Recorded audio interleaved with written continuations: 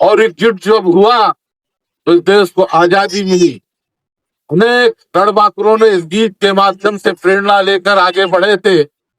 और निश्चित रूप से मैं आज इस वंदे मातरम गीत गायन के अवसर पर बच्चों के बीच में और उपस्थित सभी गणमान्य नागरिकों के बीच में भारत सरकार के प्रधानमंत्री आदरणीय नरेंद्र मोदी जी को हृदय से बधाई देता हूं, धन्यवाद करता हूं, प्रणाम करता हूं, जिन्होंने ये निर्णय लिया कि वंदे मातरम के 150 वर्ष पूरे होने पर पूरे देश में से राष्ट्रीय उत्सव के रूप में मनाया जाएगा। पूरे देश में वंदे मातरम गीत को लेकर उत्सव मनाया जा रहा है और मनाना भी चाहिए, क्योंकि वंदे की रचना, वंदे भारत मातरम की रचना महान लेखक बंकिम चंद्र चट्टोपाध्याय जी ने वर्ष 1870 में की थी। और ये गीत उन्होंने अपने उपन्यास आनंद मठ 1882 में शामिल किया था। वंदे मातरम का अर्थ, माँ मैं तेरे चरणों को प्रणाम करता हूँ। यानी इसका अर्थ भी हमें समझना चाहिए। कुछ लोग इसमें निगेटिविटी लाते हैं और उसके बारे में तमाम तरीके की क्रियाएं करते हैं। वंदे भारत का अर्थ मैं तेरे चरणों को प्रणाम करता हूँ, ये भारत माता के प्रति सम्मान, शक्ति और गर्व की भावना को दर्शाता है। यह गीत संस्कृत और बांग्ला भाषा के मिश्रण में लिखा गया है।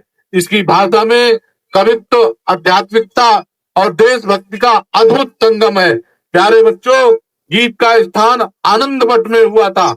आनंद मठ उपन्यास में यह गीत उन सन्यासियों द्वारा गाया गया जो मातृभूमि की स्वतंत्रता के लिए संघर्ष कर रहे थे।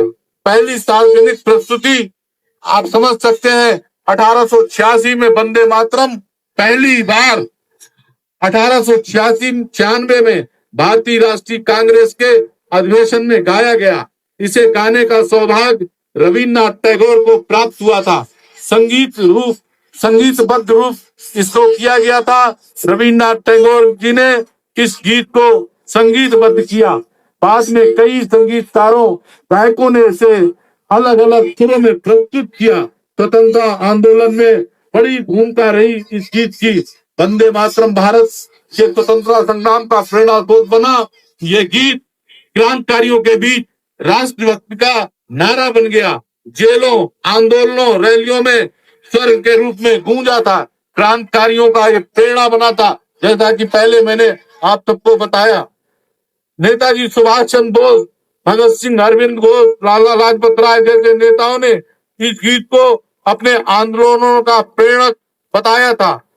प्यारे बच्चों, गीत का दर्जा 1950 में से मिला। भारत के संविधान सभा ने 24 जनवरी 1950 को वंदे मातरम को राष्ट्रीय गीत का दर्जा प्रदान किया।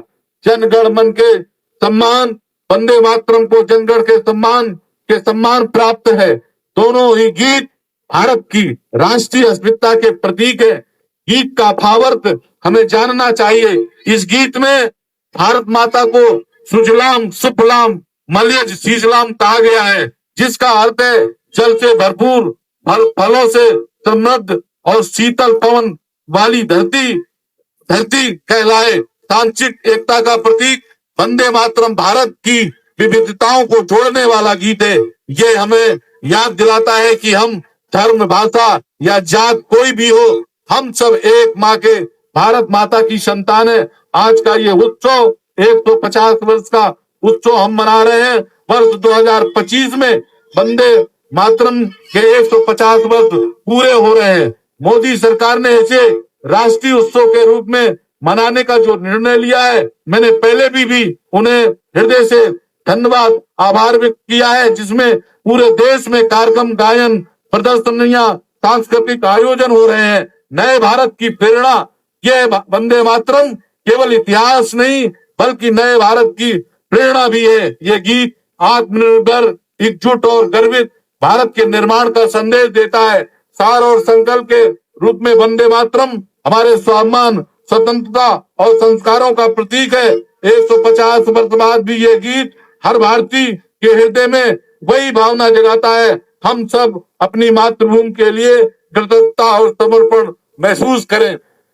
ये मैंने आपको इसलिए बताया कि हम सबको संज्ञान रहना चाहिए कि इस गीत के माध्यम से एकजुटता, एकता जो प्रदर्शित हुई और देश के हर जन में, हर जनमन में समाया और आज भी समाया हुआ है। ज्यादा लंबी बातें न करते हुए प्यारों बच्चों को हृदय की गहराइयों से मैं आप सबको शुभकामनाएं देता हूँ, आपको बधाई देता हूँ, धन्यवाद देता हूँ। आपका उज्जवल भविष्य हो, आप अच्छा पढ़ें, अपने माता पिता और गुरुजनों का सम्मान करें और बड़ों को आदर्श माने, बड़ों से सीखें। यही कुछ बातें करते हुए वाणी को विराम देता हूँ। एक बार पुनः मैं भारत माता का जयकारा लगवाऊंगा। बोलिए भारत माता की, भारत माता की, भारत माता की। वंदे वंदे वंदे। बहुत बहुत धन्यवाद।